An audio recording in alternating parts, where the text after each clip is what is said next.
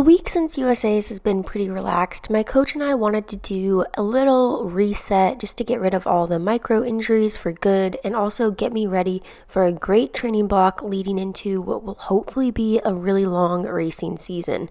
So today is actually my first run since USA's. I was smiling before the coffee, so you know it's gonna be a good day.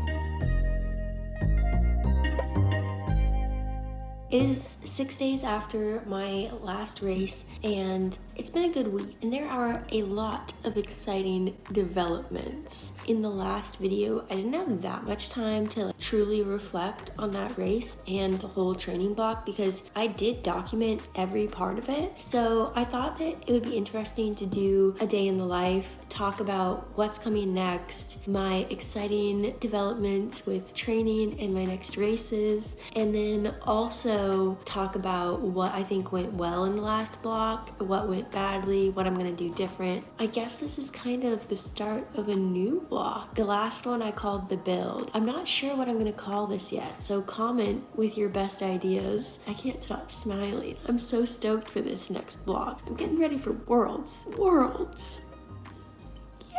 The first exciting development is that I actually just booked an altitude camp, so I will be going to both Boulder and Albuquerque in just a couple weeks to do some altitude training, and I'm super stoked for this because last summer I got some testing done at the normal team camp, and that showed that my performance in low oxygen environments is one of my weaknesses, so I'm excited to start working on that and building up that weakness. I'm so used to eating oatmeal that I literally blew on cereal, so.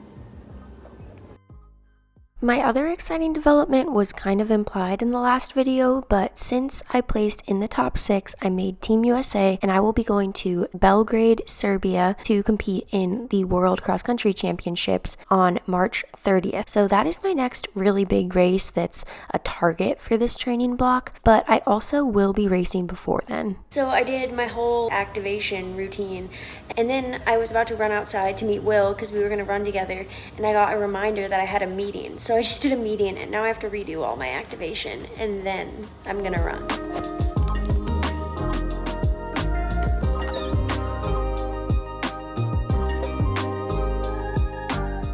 If you tuned into the last build-up, you know that it did not necessarily go smoothly. I had a few micro injuries with my shin, knee, and hip that took me out of training for a couple days at a time. I had to adjust some workouts, shift them to cross training, play around with mileage, and doing more of my aerobic volume on the bike or elliptical. It was tough mentally for me to deal with because I'm a very type A perfectionist person and I want everything to go exactly as I planned, and I'm so willing to put the work in that it really frustrates me when I feel like I cannot physically do that. But the results of the race and having run pretty well helped me mentally realize that training does not need to be perfect, and doing everything that I can to get the best result I can on race day is enough. So going into this block, I really want to have that mentality and put less stress and anxiety into everything going perfectly and put more thought into what can I do with the cards that I'm dealt. Regardless of where my mind was in the last build-up, obviously some things went pretty well despite the things that maybe didn't go well. So I wanted to talk about some of the reasons I think I was able to have a good race off of non-ideal training. One of the biggest reasons is because I have a very supportive coach in David who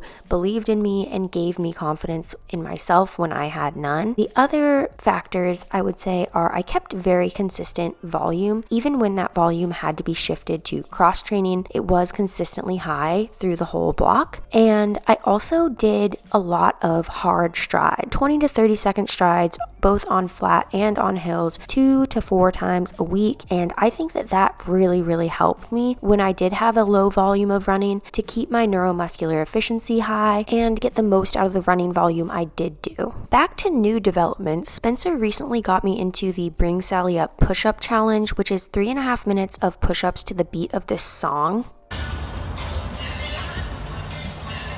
Song only ends up being about 30 push-ups, but the tempo of it and having to hold push-ups really wears you down. It's a tough day. This is an example of one of the long holds in the song. Oh, they just kill ya. But anyways, my sister and I actually got really into this when I was in high school and did it every day until we could complete it. So it's fun to do it again. And it's still just as hard as I remember.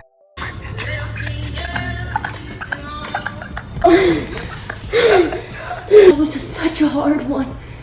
I was rigging You're him. soaking wet. I couldn't drop because I would have crushed him. He's such an attention whore. I do anything that's not just directly involving Georgie, and he's like, hey! The audience at home will have to tell us those push-ups and how good they were. Well, I will say the form deteriorated a little bit as I went along. In person, George, they're really? not bad. George, come on now. It's a privilege only for me.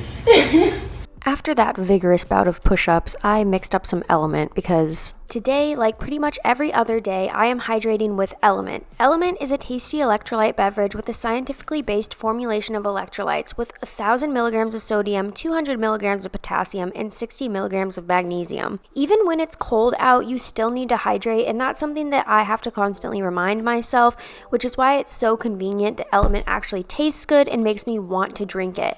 And right now, LMNT is offering a free sample pack of all 8 flavors with any order to my subscribers. So just go to drinklmnt.com/Allie or go to the link in my description. And as always, stay salty, my friends. Now let's get back to the video. As I said, my next big goal race is World Cross Country, but that's March 30th, and I want to do some sort of a tune-up before then so that I can reacquaint myself with racing and get the rust out of the legs so I feel sharp going into Worlds. I'm planning on doing a local 5K just as a fun little race tune-up. I would love to hear some input about ideas for great 5Ks in the Seattle area. I'm obviously not looking for anything crazy, but if anyone knows of a fun race between beginning and mid-March, I would love to hear about it. Pretty good. Pretty good. Not bad! No way. Oh my god. That roll might have been away. Yeah, it's gonna be a bogey times 2. Allie's playing on her homemade playground in there. I think I've got on trail shoes for extra traction.